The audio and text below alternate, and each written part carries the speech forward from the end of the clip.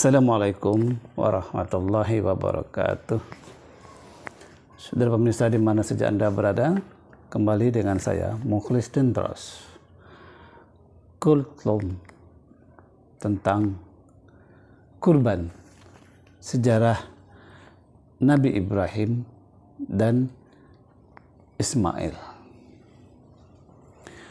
Bagi umat Islam ada dua hari raya yang sangat penting. Yang pertama, Hari Raya Idul Fitri yang kita rayakan setelah 1 bulan melaksanakan ibadah puasa.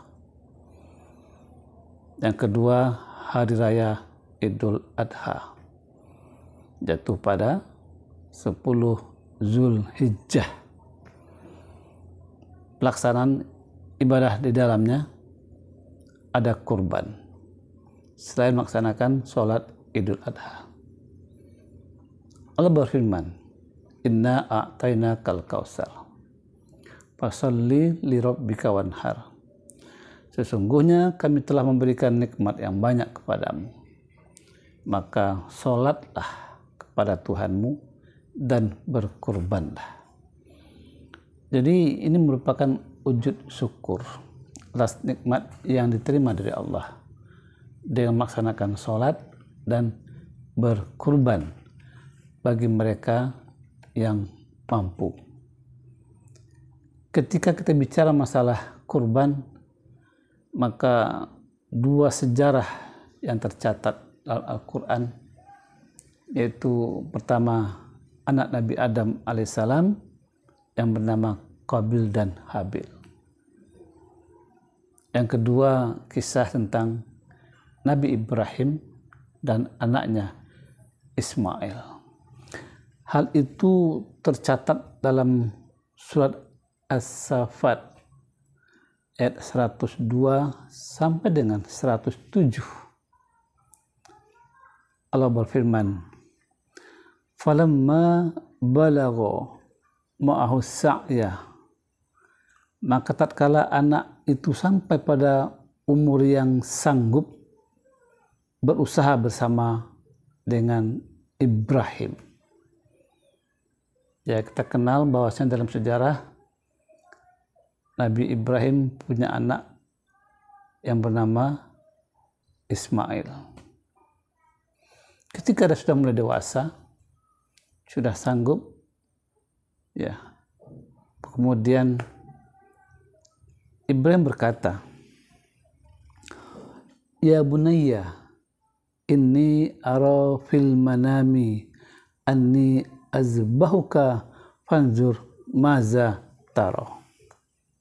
Ibrahim berkata, "Hai anakku, sesungguhnya aku melihat dalam mimpi bahwa aku menyembelihmu. Maka pikirkanlah apa pendapatmu." Nabi Ibrahim bermimpi sekian kali, tapi awalnya dia beranggapan itu hanya mimpi. Tapi ini mimpi seorang nabi, dan itu berkali-kali. Sehingga Nabi Ibrahim tadi ingin membuktikan mimpinya itu. Dan dia ajak berdialog kepada anaknya Ismail.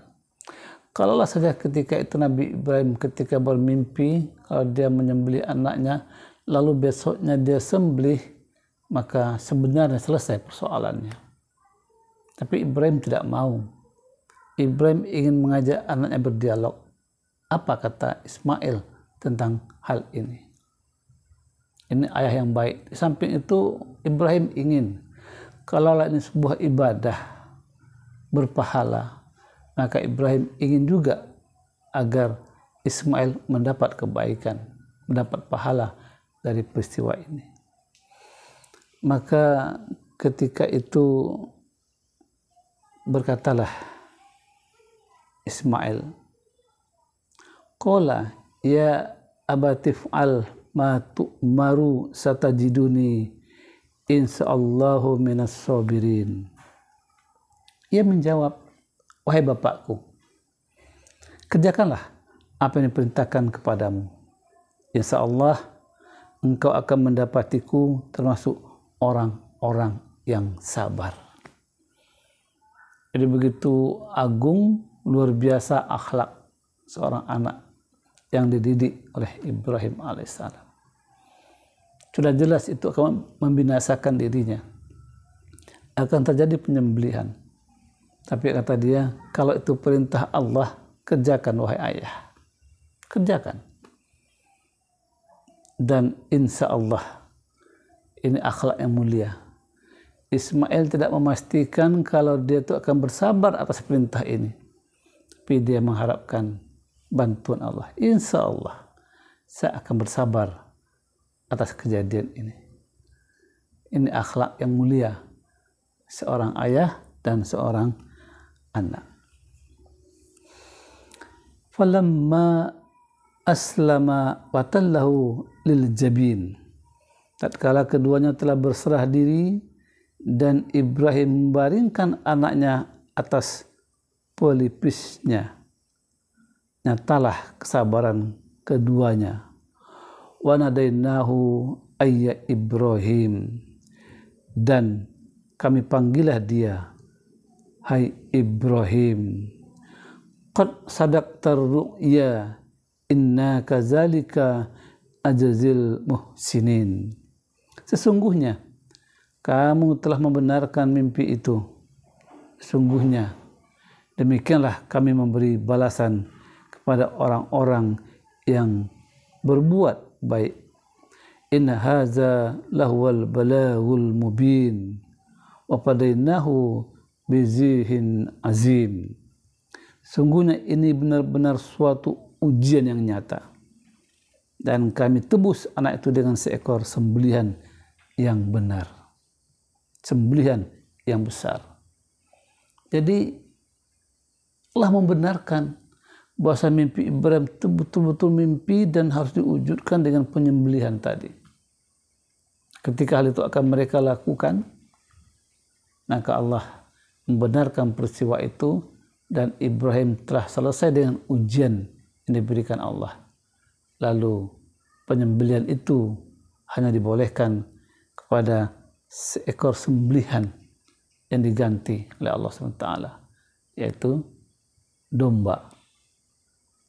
Saudara pemirsa di mana saja Anda berada, mudah-mudahan bagi kita yang mampu untuk melaksanakan ibadah kurban di tahun ini, Allah berikan kita kemuliaan, kemudahan, dan juga termasuk tercatat umat yang mengikuti teladan dari Ibrahim alaihissalam yang disyariatkan kepada Nabi Muhammad SAW. Mudah-mudahan ada manfaatnya. Bila taufiq wa hidayah. Wassalamualaikum warahmatullahi wabarakatuh.